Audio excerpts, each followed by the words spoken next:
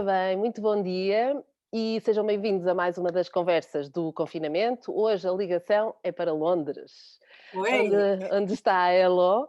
Olá, é Luísa Rigueto. Nós já nos conhecemos de há longo tempo. A Elo escrevia também sobre viagens. Tenho, aliás, textos dela no Viagem Comigo, com dicas de Londres e não só. é, E muito obrigada, Elo, por teres aceito o desafio de estar aqui nesta manhã de sábado. eu que agradeço o convite, Suzana, bom te ver. Obrigada, igualmente. E eu convidei a Lô especificamente por um assunto que não é de viagens, mas também. A Elô já foi dinamizadora de vários movimentos e agora também nos vai falar de um que lançou há pouco tempo, feministas, o Conexão Feminista. Quando é que lançaste o Conexão Feminista? 2015, Ok. 2015, no segundo semestre de 2015 foi quando a gente começou. Exato. Eu lancei o Viajes Comigo em 2013. Eu lembro-me que tu, na altura, participavas no Aprendiz de Viajante e, portanto, Sim, eu admirava muito o teu trabalho e o da Cláudia e sempre vi o Aprendiz de Viajante como um dos poucos sites que eu gostava mesmo que o Viajes Comigo se tornasse. E então, a partir daí, fomos seguindo uma à outra nas nossas viagens e a tua levou-te por eu não lhe gosto de chamar luta, mas é uma luta, continua a ser uma luta pelo feminismo e por sim, explicar que o feminismo não é o oposto do machismo, não, é uma coisa bem diferente e, portanto, eu gostava muito que agora, durante esta próxima hora, nós falássemos um pouquinho isso. O que é que te levou na altura, porque o Conexão Feminista agora está um pouco parado, não é? sim, Aliás, eu vou começar pelo que estávamos a falar em off, que é o tá, que é que tu fazes neste momento e que grupo é que tu criaste neste momento? E tá. depois vamos ao passado. Então, bom dia para todo mundo, eu sou Heloísa, como a Suzana já me apresentou. Bom, no momento eu tenho um trabalho full-time, normal, das 9 às 5. Eu trabalho numa organização não governamental aqui em Londres. Eu trabalho com conteúdo, rede social, o blog, o nosso site, enfim, eu deixo toda essa parte digital de comunicação atualizada. Quando foi? Acho que foi 2017, eu começo a esquecer as datas já. Em 2017, eu comecei um grupo no Facebook. Na época, eu ainda fazia Conexão Feminista também, então foi tudo junto, chamado Garotas no Poder Reino Unido. Só que o Garotas do Poder no Reino Unido é um braço, é uma cria, digamos assim, do Garotas no Poder, que é um grupo grande que existe no Brasil já. E era um grupo dedicado só para falar de trabalho, mulheres se indicando e pedindo dicas, né? Pedindo vagas. E aí eu achava aquele grupo sensacional no Facebook, achava que ele funcionava muito bem, era muito organizado e focado, porque sabe que grupos no Facebook pode ser uma bagunça se você não tem um foco. Só que eu notei que ele não funcionava para mim como moradora brasileira, moradora de Londres, como imigrante, né? Não tinha vagas para cá e não indicava serviços de mulheres aqui. Daí eu pensei, poxa, vou trazer para cá. Daí eu falei com a fundadora do grupo, com a Camila Mazzini, e ela achou a ideia ótima, falou, manda bala, faz. E aí foi quando começou o Garotas no Poder no Reino Unido. E começou como um grupo no Facebook, que é basicamente isso. É um grupo fechado para mulheres imigrantes brasileiras ou lusófonas, porque a gente fala em português, então tem que ter um entendimento de português. Mas a gente acha que tem até uma polonesa no grupo que fala português. Falando português, tudo bem, porque é a língua que a gente se comunica lá. Um grupo fechado para a gente se ajudar, mas só em questões de trabalho, ou seja, quem faz algum produto ou fornece algum serviço, ou se a gente vê alguma vaga, ou se a gente precisa contratar alguém, a gente se indica lá. E depois a gente acabou lançando um Instagram também para abrir, né, para a gente mostrar o que essa mulherada faz, para quem quiser seguir, quem mora aqui no Reino Unido e quer comprar de alguma mulher, contratar o serviço de alguma mulher, consegue ver lá no Instagram, porque o grupo no Facebook é fechado. E acabou que esse grupo se tornou uma comunidade, assim, um espaço seguro, de muita gente se ajudando, se conhecendo. No primeiro confinamento que a gente teve em abril, aqui em Londres, a gente começou um fundraising, né, uma arrecadação de fundos para ajudar uma mulherada que ficou assim bastante vulnerável na questão financeira, porque de repente né? Não tinha mais nenhuma uma fonte de renda, ou perderam seus empregos, ou não podiam ir na casa das pessoas, cabeleireira, fazer a unha, fazer massagem, fornecer comida, era tudo muito confuso no começo. E então, esse último ano, 2020, a gente teve um crescimento bem grande de acolhimento e de ajuda mútua. Então, é assim que funciona basicamente. Eu noto isso muito. Nós também temos alguns grupos que eu sigo, por acaso, no Facebook, que por acaso também gostava de as entrevistar, que fazem isso precisamente, que é juntar mulheres que se possam ajudar e fazer entre serviços. E é uma coisa bonita que se vê lá, que muitas vezes, por exemplo, agora para o Dia dos Namorados, uma faz caixas para oferecer, a outra é produtora de sabonetes artesanais.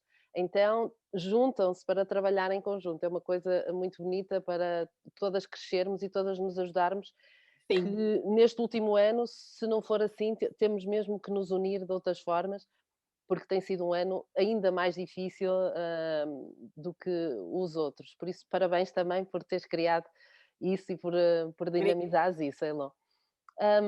Então, voltamos ao Conexão Feminista, que neste momento está em stand-by, porque falávamos nós em off, tudo tem o seu tempo de vida e, entretanto, sim. surgem outros projetos, outras coisas, não é? Mas na altura aquilo foi muito importante, pelo menos para mim, que vos seguia muito, foi muito importante. Como é que vos deu o clique para criarem o Conexão Feminista e falarem mais sobre o feminismo? Certo. Então, a Conexão Feminista era basicamente conversas entre eu e a minha amiga Renata, que mora no Brasil, sobre feminismo no YouTube ao vivo, a gente conversava. E começou porque a gente estava, as duas, bastante frustradas com questões de machismo e misoginia, então a gente trocava mensagens bastante no WhatsApp, e a gente começou a entender que quanto mais a gente falava uma com a outra, quanto mais a gente articulava, a gente clareava melhor as ideias, a gente conseguia entender, porque não só ter a resposta, às vezes, não é o que você procura, você não consegue nem formular a pergunta, quando é ainda uma questão que você não está meio nebulosa, mas está te incomodando. E aí a gente, sei lá, falou, vamos fazer umas conversas, acho que a gente precisa expandir muito inocentemente no começo, que a gente achava que simplesmente a gente podia falar no YouTube e pronto, né? Só que a coisa cresce e volta para você, começa a ganhar uma força e um tamanho que a gente foi aprendendo a lidar com o tempo. Então, por 4 anos, a gente tinha basicamente toda semana bate-papos no YouTube, e no começo a gente achava que ia uma hora ia esgotar de tema, a gente não ia mais ter sobre o que falar, mas era muito pelo contrário, cada vez que a gente falava, mais uma coisa e mais uma coisa. E a gente passou também, a gente entendeu que a gente não podia conversar só nós duas, começamos a ter convidadas, e essas convidadas, assim, esclareceram muitas coisas para a gente, que no nosso começo a gente era bem alheia, questões de interseccionalidade, trazer raça na conversa de feminismo, trazer mulheres trans, trazer sexualidade.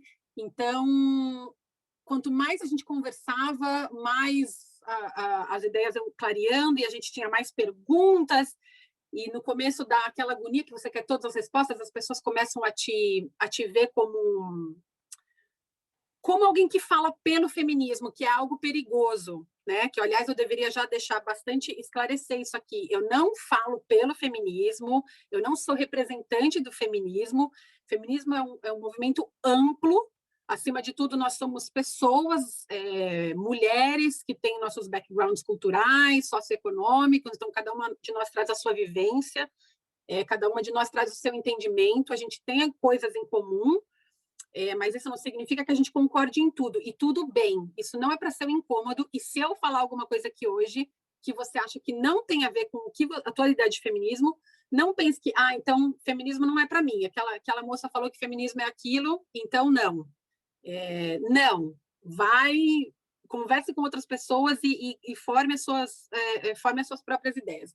Então, foi isso, a gente fazia muitas conversas, acho que tem mais de 200 vídeos ainda no YouTube, e a gente também chegou a fazer um projeto chamado Intercâmbio Feminista, que foi realizado graças a financiamento coletivo das pessoas que seguiam o nosso trabalho, que foi uma coisa incrível, que a gente trouxe a Renata aqui para Londres para passar uma semana e entrevistamos várias mulheres e ativistas feministas aqui. que a gente queria fazer essa conexão, né? Que a gente via que o fato de eu morar aqui e a Renata morar no Brasil trazia assim visões diferentes, porém complementares. E a gente queria entender como que a gente estava ligada e e como as nossas lutas de alguma maneira eram diferentes por causa dos nossos contextos, né? Os contextos cultural, Exatamente. econômico, geográfico. Então, e aí chegou uma hora que a gente entendeu que essas conversas renderam que a gente precisava que rendesse para que cada uma seguisse mais o seu caminho. Nós duas acabamos enveredando um pouquinho pelo mundo acadêmico, resolvemos fazer mestrado porque a gente sentiu essa necessidade de ter uma teoria melhor. Foi mestrado em quê, Elô? Eu fiz em gênero, mídia e cultura. E a Renata terminou o dela agora, ela tomou gosto mais pelo mundo acadêmico do que eu, mas mesmo assim, para mim, foi muito importante fazer, até para eu conseguir esse trabalho que eu tenho hoje no terceiro setor, foi uma coisa muito valiosa. E a gente também entendeu que a gente precisava ceder espaço para outras pessoas falarem, principalmente mulheres diferentes de nós, né? Mulheres negras, mulheres trans, mulheres lésbicas, bis, que a gente, no fim, nós éramos mais duas mulheres brancas, de classe média, então, e a gente É que sempre... ainda há esta diferença, não é? Sim, De quando as mulheres falam de feminismo, há todas essas diferenças culturais, de todas. raça, de género, etc, não é? Tá tudo interligado E e a gente costuma dar mais ouvidos para as mulheres brancas, né? Porque a gente tem faz parte, é o privilégio, não é? O privilégio, privilégio. na parte negativa do privilégio, mas eu sei que tu usas no momento para chegar a todas, por isso. Pois é, e a gente entendeu que não era bom o suficiente apenas a gente ter convidadas diferentes de nós, mas que realmente que a gente precisava ceder o espaço e a gente também estava cansada. Você sabe, né, Suzana, tá na internet é uma coisa muito cansativa. Muito desgastante, sim. E quando se fala de você confronta as pessoas com a vida confortável, que tem uma vida confortável, e você começa a questionar como a gente foi criado, nossos entendimentos, as pessoas têm dificuldade de processar e gera um certo ódio, gera um desgaste. Então, a gente ficou Sim. um pouco cansada e resolvemos dar esse stand-by. Sim, porque eu também acho que a maior parte das pessoas acham, lá vem ela com estas ideias para me pôr na cabeça. E não é essa a questão. A questão, muitas vezes, é apresentar factos e discutirmos entre todas muitas coisas. Por exemplo, eu acho muito importante, e eu lembro-me de tu falares disto, há coisas que nós próprias, no dia a dia, não nos apercebemos e que fazem parte do machismo e da sociedade patriarcal e essas coisas todas. Ou seja, ainda temos essa, como é que tu Claro, usavas a expressão, construção machista dentro de nós. E por isso, muitas vezes, há de facto aquele gatilho que diz assim: bolas, afinal, eu também sou eu também, machista. Eu, eu mulher, também. sou machista. E eu lembro-me Sim, que no dia 8 de março, Dia Internacional da Mulher, eu fiz um post que era muito relacionado com isto das viagens, mas também relacionado foi, eu com o lembro. universo feminino. E então que dizia que a maior parte das pessoas que me pergunta: "Mas vais viajar sozinha? Olha, não te devias rir assim. Olha, se calhar dançares assim, é sexy demais, é sexy de menos. Devias-te vestir, mais tapada. Olha que se vêem os mamilos, olha que essa calça se vê-se, a vagina. Olha", e eu dizia: "Infelizmente, 98 ou 99% das pessoas que me diz isto são mulheres, por isso nós limitamos-nos a nós mesmas com essa construção machista que temos, não é?" Mas é porque, com certeza, e porque é o que a gente foi ensinada. A gente foi ensinada a gente se proteger e evitar qualquer tipo de conflito. E não que a sociedade não desse a mínima para mamilo aparecendo embaixo da camiseta, ou a linha da vulva aparecendo na sua legging, ou você dançando sensualmente numa balada, né? Isso, então a gente sempre foi, e a gente provavelmente já sofreu assédio e abuso por causa disso, e eu já sofri na rua de botarem a mão em mim, eu estava usando uma saia curta, quando eu era jovem, tipo, eu sou super velha, mas quando eu era bem novinha, 15, 16 anos, e no mesmo momento eu guardei aquilo para mim como eu não posso usar essa saia, que ideia que foi de eu sair com essa saia? Obviamente, eu estava pedindo, e demorou muito para eu lembrar desse episódio como isso. E talvez seria o conselho que eu teria dado por muitos anos para amigas, tipo, não veste essa saia porque vão passar a mão em você, e aí você vai ter que lidar com as consequências. Então, a gente está nesse ciclo que é muito, muito difícil de sair. porque a gente sabe que a gente vai ser culpada, né? Ah, isso aconteceu com você? Mas olha, você tinha bebido, mas você estava dançando, mas olha essa blusinha com os teus peitos aparecendo, mas olha... Então, é muito dolorido e é muito difícil de sair disso. E mesmo quando a gente se entende feminista e fala o machismo está todo ao meu redor, eu preciso combater, ainda assim você acaba fazendo essas medidas de proteção.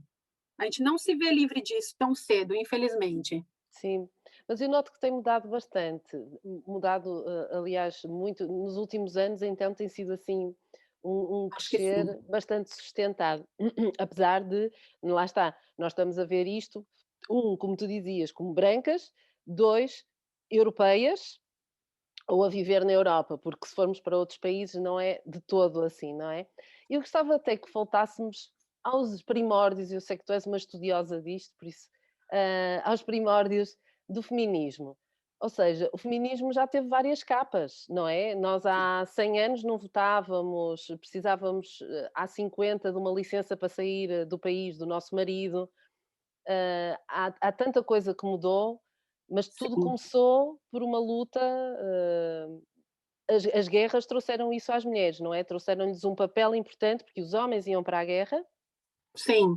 e as mulheres começaram a ter um papel mais importante nas fábricas, no trabalho, etc. Sim, pelo menos aqui na Europa, né? É bastante ligado às guerras, mas eu gosto de voltar até um pouco antes disso, fim do século XVIII, principalmente aqui na Inglaterra. Aliás, é outro disclaimer que eu preciso fazer. O meu conhecimento, a minha descoberta feminista se deu aqui, então meu conhecimento é bem ligado com o daqui. Eu sei que isso é limitado, mas às vezes uma coisa leva a outra. Se você tem curiosidade com o que eu falei daqui, você começa a olhar ali na sua região. Mas enfim, no fim do século XVIII viveu uma mulher chamada Mary Wollstonecraft, que é uma mulher que estava, não gosto de falar essa expressão, à frente do seu tempo, porque fica parecendo que a gente passa pano para todo mundo por ter condenado ela que estava para frente e todo mundo para trás, então a pobre, tipo, azar o dela, mas não é bem assim, né? É a sociedade que demora para Sim. alcançar essas pessoas com pensamento progressista.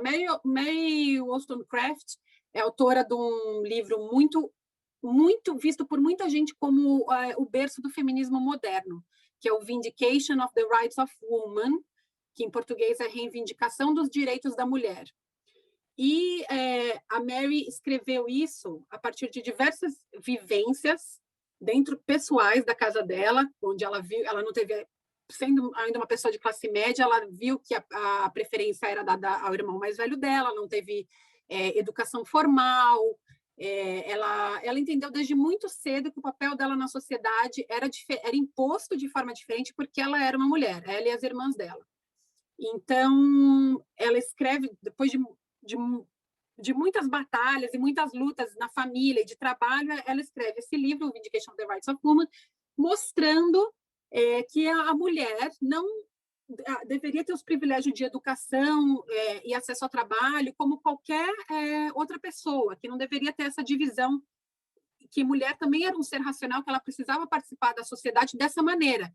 E, inclusive, que ela seria uma melhor educadora de crianças se ela tivesse mais acesso à educação, né, porque a mulher ela usou essa ideia de que a mulher ficava em casa cuidando das crianças e da família ao favor dela, falando, ok, se vocês querem crianças bem cuidadas, vocês têm que dar acesso à educação e uma vida como uma cidadã, como qualquer outro homem tem para as mulheres. E isso causou um grande backlash na época.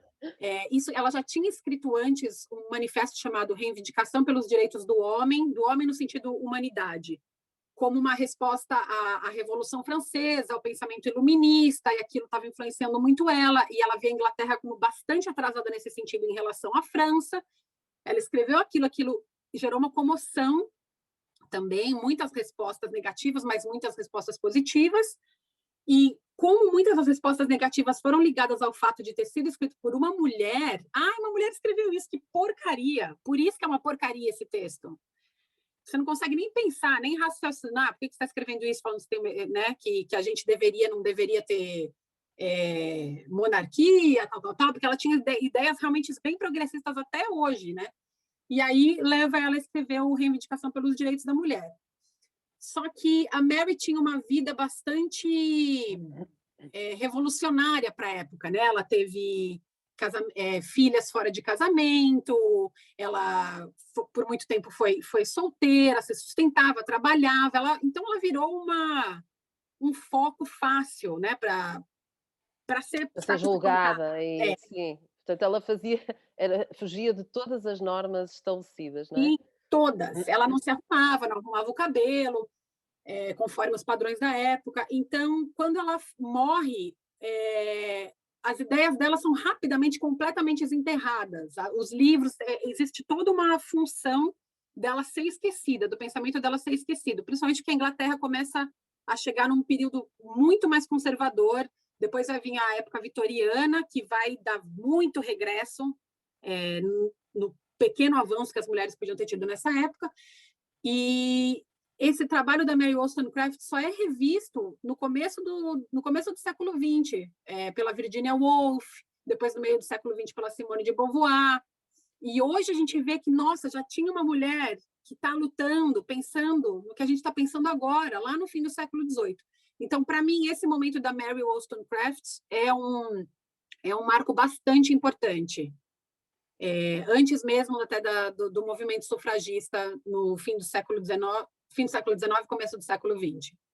É interessante, não é? Como é que essas mulheres tinham essa força, nós agora conseguimos ajudar-nos e mesmo assim temos sempre, lá está, os tais travões de que a sociedade, a nossa própria construção e culturalidade, etc., nos vai impondo, mas é incrível como é que essas mulheres sozinhas tinham essa força, poder e essa, eu quase que lhe chamo clarividência, de perceberem de que eram seres menores e que não havia razão para tal, não é?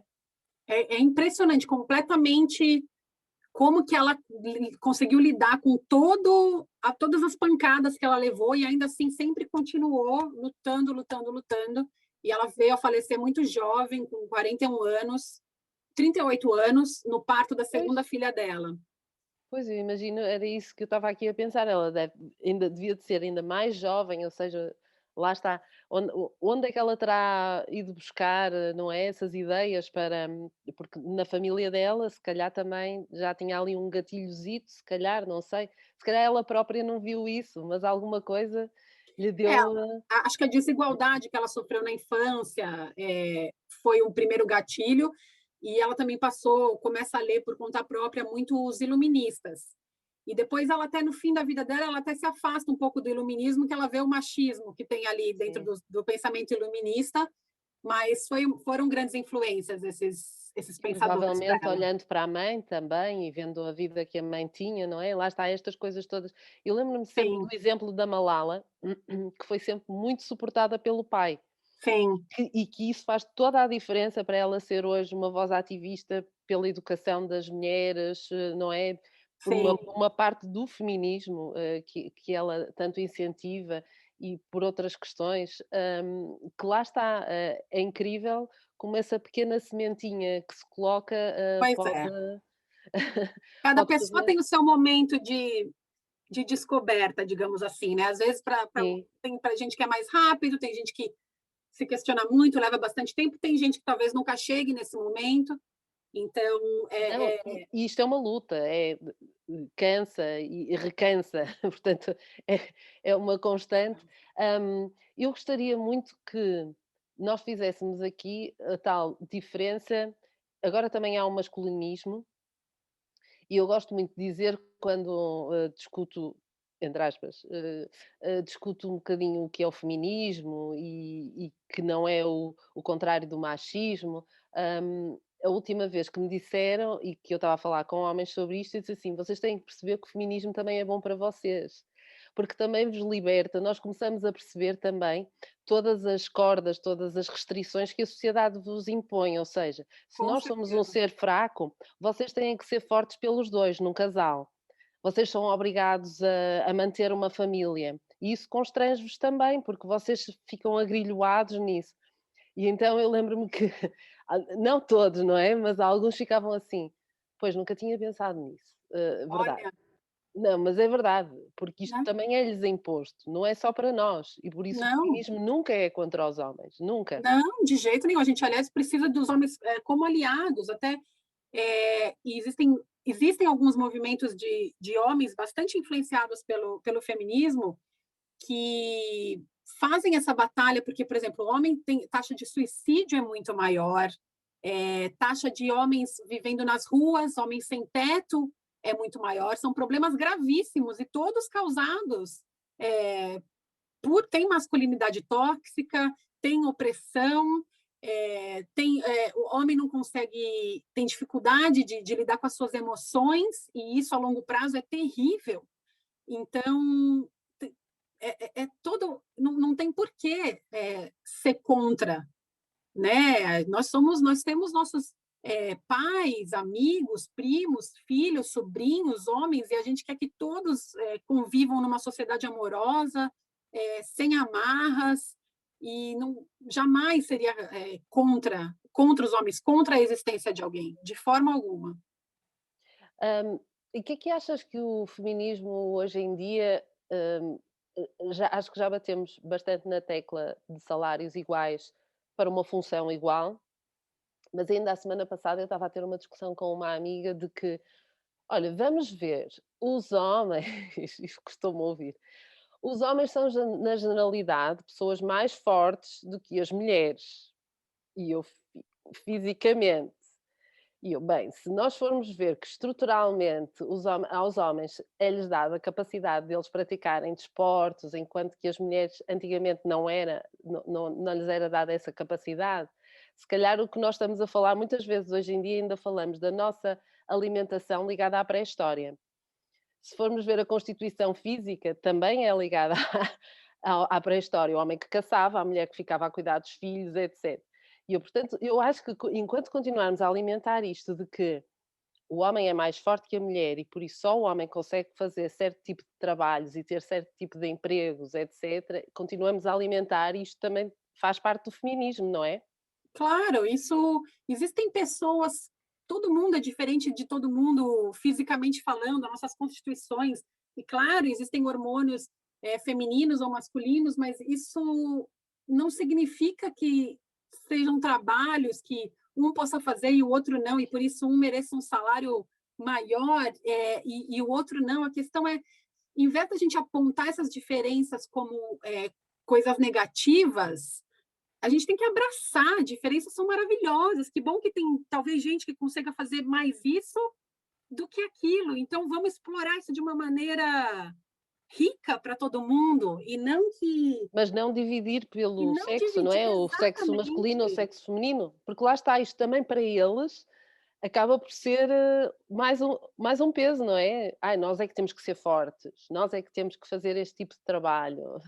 Olha, mulheres que têm que parem crianças e amamentam crianças, existe força maior do que isso, de que você carregar um ser humano dentro de você? Eu sei que nem todas as mulheres, eu não tenho filhos e não Nem quero eu, ter, nem e tem eu. mulheres trans que não têm filhos também, mas muitas mulheres têm esse acontecimento na vida delas e a gente tem que reconhecer, isso é um esforço incrível, e a gente jamais usa isso falando que nossa constituição física é mais potente do que a sua, que coisa, É não verdade, existe mas isso, né? A continuamos gente tem que às olhar, vezes a alimentar um pouco isto. claro, a gente tem que olhar nossas.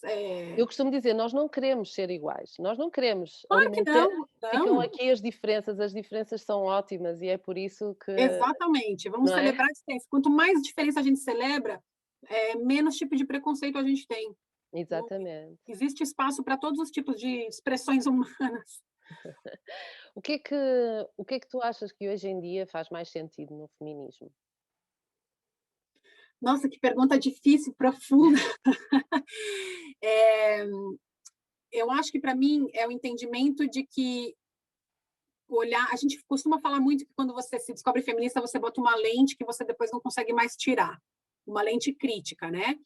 Só que eu acho ótimo esse momento, mas o mais importante é a gente reconhecer que o gênero não anda sozinho, a luta pela equidade de gênero e fim da opressão de gênero, digamos assim, não anda sozinha. que a gente tem que olhar todas as opressões meio que de mãos dadas. Que é difícil, é complexo, mas a gente consegue destrinchar e fazer coisas no nosso dia a dia e ter conversas com as pessoas que a gente conhece e tentar, aos poucos, melhorar isso. Por exemplo, a gente fala muito, você mencionou, de coisa de salários iguais, de igualdade ser igual a homem, existe muita luta de quantas mulheres CEOs, blá, blá, blá. Só que só queremos ser igual, mas eu quero ser igual a quem? Eu quero ser, ok, uma mulher CEO. Aí vamos olhar para essas mulheres CEOs. A maioria são mulheres brancas que tiveram acesso à educação privada, são mulheres hétero. Qual o espaço da minha posição como mulher branca CEO que eu estou abrindo para beneficiar outras mulheres que talvez não tenham esse mesma vantagem que eu tive na sociedade. Então, para mim, o mais importante do feminismo hoje é se concentrar nisso, é abraçar outras lutas, que não adianta a gente... acabou a questão de opressão de gênero, mas e aí não acabou o racismo, então acabou a minha luta? Para mim, não acabou. Eu sei que é uma resposta, às vezes, difícil, que a gente não é muito tangível. Não, é sim. A gente precisa destrinchar. Sim, e hoje em dia, cada vez mais com os movimentos que vamos ver vendo em vários países, nos Estados Unidos, sobretudo, por exemplo, e o facto de a nova administração ter mais mulheres do que nunca, e, quer dizer, estamos aqui a ver coisas que nunca tinham sido feitas e, portanto, lá está, nota-se a tal progressão que eu dizia, mas que ainda falta tanto, não é? Eu agradecia que ainda fosse viva no dia em que não ficássemos admiradas por uma Kamala Harris ou uma Malala, uma criança, ou não sei, mulheres a ganharem o prémio Nobel, que Sim, isso não fosse admirável. exatamente. E que também eu já começo a dizer que a pergunta, mas tu viajas sozinha? Eu digo, isso é tão século XX, já não faz parte deste século. Não, essa pergunta não é mais cabível. Porque lá está, mas acabam por ser as viagens, muitas vezes, e eu noto isso nos grupos, porque cada vez tenho mais mulheres, não é? Que servem como empoderamento feminino, ou seja, mulheres que se permitem a viajar, seja em grupo, porque muitas vezes ou não têm companhia, ou a própria família. Eu recebo mensagens de mulheres que são casadas, têm filhos e dizem assim: vou começar a viajar contigo porque aqui ninguém me acompanha. Ok, vamos cumprir esses sonhos de viajar, venha daí. Exatamente. E isso traz poder, ou seja, são concretizações de sonhos que muitas vezes uma mulher, por achar que está mais suscetível a outro tipo de violências durante uma viagem, não é? Porque são todos os medos que nós carregamos por sermos mulheres, ah, faz lá está com que ficamos fechadas e, portanto, cada vez mais eu também quero passar essa mensagem de que, e cada vez mais há mulheres a viajar sozinhas, e isto eu digo porque eu, quando estou a viajar sozinha, é a forma de nós olhamos umas para as outras Sim, e você sabe, não é? Estamos sei lá, em Bangkok ou assim, e vamos à Khao San Road e já estamos a falar: "Ai, para onde é que tu vais? De onde é que tu vieste? legal. Vamos tomar uma cerveja logo à noite". Então, é assim Esse é um mesmo.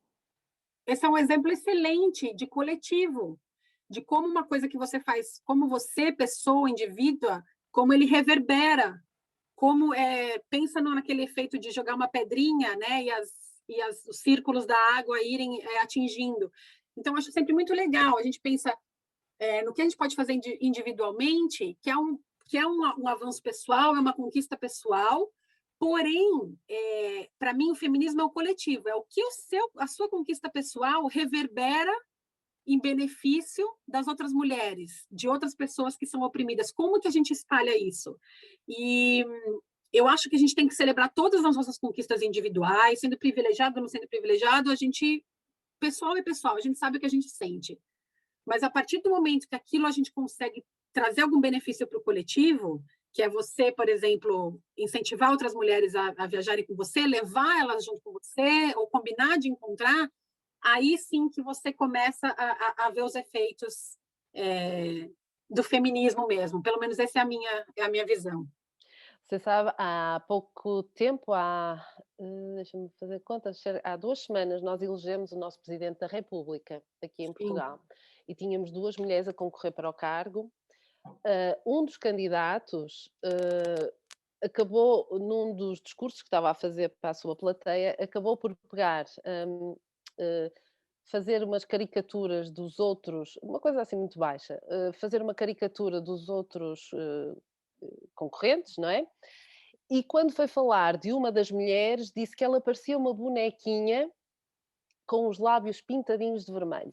hum, Então formou-se aqui uma coisa muito bonita, que foi toda a gente pintar os lábios de vermelho, e no dia da votação muitas mulheres eu vi de lábios pintados que de legal, vermelho, precisamente por causa disso. E homens que se juntaram a essa luta também a que pintarem o lábio legal, de vermelho e rodou as redes sociais.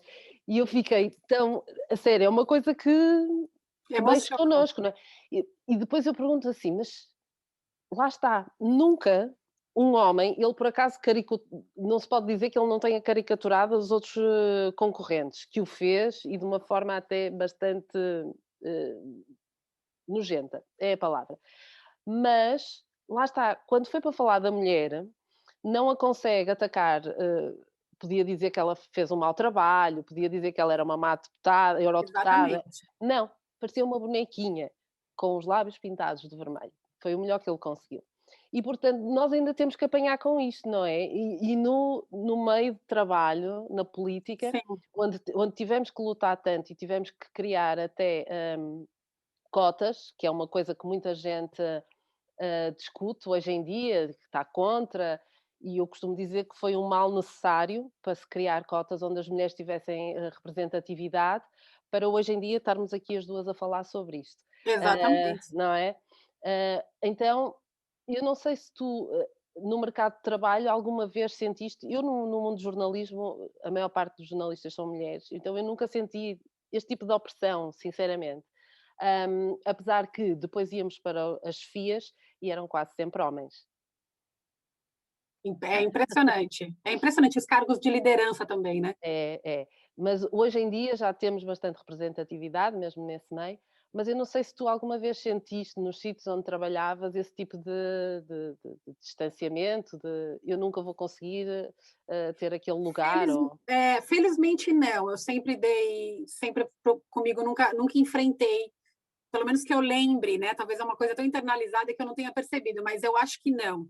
Mas o que eu percebo em vários ambientes de trabalho é que a mulher não tem nem o direito, como você falou da política também, não tem nem o direito de ser ruim, porque quando ela faz alguma coisa errada ou demonstra algum tipo de incompetência no que estava servindo, é porque é mulher. A coisa que já vai, tá vendo? É incompetente, é burra, não sei o que. Quando não é o mesmo tratamento que tem um homem, ou seja, a mulher não tem nem o direito de ser ruim no que ela é sem ser ligada ao gênero dela. É impressionante. Até mesmo, por exemplo, mulheres que são mulheres ultraconservadoras e de direita, elas também, quando são com os próprios colegas delas, quando elas são criticadas, é geralmente criticada assim, de forma a ridicularizar, de forma a falar do físico delas, de forma a falar, ai, muito emotiva, histérica. Então, até no momento de você criticar, é criticado usando machismo. E ninguém está falando que feminismo é proteger todas as mulheres são lindas, maravilhosas, santas, perfeitas. Isso não é a maior mentira quando fala, mas mulher também é ruim. Tipo, a gente é ser humano, a gente é ruim. Também somos pessoas tóxicas iguais. Não é isso que a gente está falando.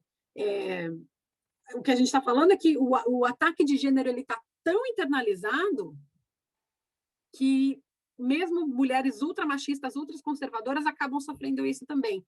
É Então, verdade. o ambiente de trabalho é cruel, porque se você é muito boa, é porque provavelmente, você conhece alguém, você não sei o quê, porque é bonita, porque não sei o quê. E se você é ruim, é porque é mulher. É cruel. É preço por ter cão e preço por não ter, como nós dizemos aqui. Exatamente. Hum, O tempo passa a correr, já estamos quase a Passa. chegar ao fim. Nós já abordamos isto, mas eu gostava, já abordamos. Porque tu criaste o grupo agora para ajudar mulheres que estão a viver em Inglaterra, no Reino Unido. 2, falamos também da parte das minhas viagens, de ajudarem-se entre mulheres. Mas vamos falar aqui mais um bocadinho, porque é que é tão importante e porque havia uma ideia, quer dizer, eu já não a ouço há muito tempo, mas havia uma ideia que era muito: trabalhar com mulheres não, que lá está, era para nos distanciarmos ainda mais, ou não, eu dou-me muito melhor com homens, havia-se mulheres a dizerem isto, eu dou-me muito melhor com homens, porque mulheres são assim e assim. Então, porquê que é tão importante nós, cada vez mais, trabalharmos em conjunto e estarmos mais próximas? E lá está, não quer dizer que eu tenha que gostar de todas as mulheres, não, eu não me vou Não, identificar nem com as ideias, nem não. com a maneira de estar, mas porquê que é importante nós termos essa sororidade que tanto se fala hoje em dia, não é? Sim, porque quando a gente faz barulho sozinha, ele não reverbera como a gente faz barulho em conjunto, né? A cultura só muda, a sociedade só muda se a gente se dá as mãos e se a gente reclama e se a gente exige, nem digo reclama, a gente exigiu que deveria ser nosso por direito, é o volume, basicamente é o volume. A gente estando juntas, a gente é muito mais potente do que separadas. E exatamente isso que você falou, sororidade não é sobre gostar de todas as mulheres, é entender que mesmo mulheres que você não concorda com várias ideias ou que você tem não tem uma relação muito boa, porque a gente é humana, a gente é assim, a gente cria essas relações a partir de tanta coisa, que ela também sofre algum tipo de opressão porque ela é uma mulher e isso não é justo com ela. Então, esse entendimento e a maneira de vocês colocarem pintar o lábio de vermelho, mesmo se é uma candidata que você não votaria, é muito importante para dizer chega, porque eu dizendo chega sozinho, quem vai ouvir? Vai ouvir meu marido, uma amiga, um vizinho. Se a gente diz chega todas juntas, não tem quem não ouça, quem não escute a gente. E a gente tem que incomodar, a gente vira aquelas pessoa estraga prazer, que questiona tudo, que não admite piada, que não admite assédio, que cria aquele clima, lá vem ela, é cansativo às vezes, mas a gente tem que virar essas pessoas, porque eu virar sozinha não adianta nada. Nós duas aqui já está reverberando um pouco mais, porque talvez uma pessoa que esteja assistindo vai passar a se questionar e fazer isso também. Então, essa onda não tem quem segure. É verdade. E em off também falávamos, eu tive uma entrevistada, esta semana e lá está, isto não se aplica só ao feminismo. Isso de as piadas, muitas vezes nós não entendermos que há ali piadas machistas que nós próprias perpetuamos, por exemplo, ou vídeos que nos mandam e a gente começa a olhar para aquilo de outra forma, que é assim, ok, até pode ter piada, mas eu sei que vai impactar na vida de alguém, que não vai ser bom. Por isso, vamos pôr aqui um travão. E então eu entrevistei esta semana a Catarina, que um problema de saúde a colocou numa cadeira de rodas, e então as coisas que ela ouvia também são da gente nem imaginar, não é? Porque também não conseguimos nos pôr diretamente no lugar dela, mas que é. Tu és tão bonita, é pena estar numa cadeira de rodas. Ou, assim, coisas deste género, que nem consigo replicar todas porque são muitas e ainda nos rimos porque ela tem um humor e um positivismo tão grande que lá está, ela pega nisso e tenta abrir as mentes às pessoas para que parem. A minha cadeira de rodas não é um cabide para tu pôr os teus casacos, ou eu só não consigo mexer as pernas, eu consigo vestir o meu casaco, depois as pessoas tratam-nos como crianças, por exemplo. Portanto, há aqui só um pequeno paralelismo nisto, que é de facto, há um limite para as piadas e para tudo, que é quando nós Completamente. atingimos o outro, não é? Completamente. Completamente. A tua maquiar piada e assédio em liberdade de expressão é uma ferramenta que a gente, infelizmente, precisa ficar muito atenta, né? É o que você falou, liberdade de expressão para quando você tira a liberdade de expressão do outro. E quando você faz uma piada, você faz aquilo tantas vezes, piada de bater em mulher. Quando eu era pequena, eu ouvi muito essas piadas. Então, você ouve, bater em mulher, normal. Você já não começa a achar que aquilo é um problema quando você vira adulto. Então, nunca é inofensivo. Nunca é inofensivo. Então, É, não pode ser permitido. e também, se calhar até só para terminarmos, com a questão da roupa, por exemplo, hoje em dia, século XXI, e nós continuamos a ouvir a opinião dos outros sobre o que é que usamos, não é? Ou é porque o decote é muito grande e ela estava mesmo a pedi-las, porque foi para um bar e de mini saia, portanto, estava mesmo a pedi-las, ou então porque mostrou os mamilos, e eu há pouco tive também uma conversa com um homem que estava precisamente indignado porque nós mulheres vamos para a rua com as leggings ou a calça de yoga ou assim, e lá está, porque vê-se tudo, Susana. E eu, mas vê-se o quê? Vê-se tudo. E eu, mas vê-se o nosso corpo? Mas nós agora vamos esconder o nosso corpo? É, Desde quando? E quê? Só os modelos é que podem ir para a qual o rua problema? e, e vai colocar um penso higiênico para não se ver os lábios? Ou, ok, eu sei, isto acontecia, mas vamos parar de fazer isto. Então, eu acho que lhe dei o input certo, espero eu, dizendo que isso é o que os violadores utilizam, para, não é? É o que os Exato. violadores Qual o utilizam como problema? desculpa, é assim, não, ela está a mostrar o corpo todo. Mesmo se eu estivesse nua na rua, isso nunca é desculpa. Essa é uma das coisas mais patéticas que tem, porque a gente é criticada se a gente usa legging, e se as mulheres muçulmanas andam todas cobertas, elas são criticadas também. Uhum. Então, tá vendo? Não é a gente que tem que achar uma maneira de agradar. A sociedade precisa aprender. Eu uso o que eu quero. Se eu quiser mostrar o meu decote com os meus peitos quase caindo para fora da blusa, ou literalmente caindo, eu posso. Se eu quiser me cobrir inteira e só meus olhos estarem de fora, eu posso. E isso não é desculpa para qualquer tipo de violência. E quando eu digo violência, não é só violência física, é violência emocional, violência financeira, piada, tudo isso é violência. Então, não, melhorem. Melhorem. Não, não... Foi até engraçado você ter pegado nesse, precisamente da burca e de tudo o resto, de nós podermos ter, é isto que eu quero, podemos ter essa liberdade. Então, eu estive no Dubai, em novembro, e lembro-me que nós estávamos numa praia onde estava uma senhora toda vestida de preto, com o filho na água, com os pés na água, e ela estava toda vestida de preto. E nós estávamos, o Dubai tem muitos expatriados, então está muito habituado também, e em certas praias é possível, a gente está de biquíni assim. Então eu estava precisamente com uma brasileira e estávamos a ter esta conversa que ela teve com uma outra mulher, que era assim: perdão, não vos faz confusão que a gente esteja aqui de biquíni? A conversa era mais ou menos assim: porquê é que você se tapa toda? E a muçulmana pergunta: e porquê é que você se mostra toda? Sim, E portanto a conversa acaba aqui, cada uma se veste da isso. forma como quer. Exato. Exato. E ninguém é Exato. melhor que ninguém. Não, Mas e não ela é. E e elas não, não. e a muçulmana não estava a criticar por ela estar de biquíni. A verdade é essa, é que não, eu visto-me assim, tal como você se veste assim, e está tudo bem.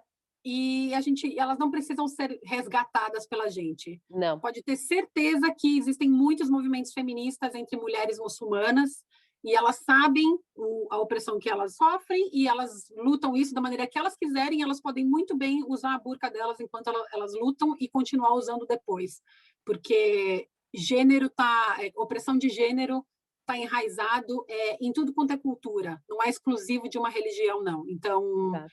pare de ficar tentando tirar a burca da mulherada, porque elas sabem muito bem o que elas querem e o que elas não querem fazer.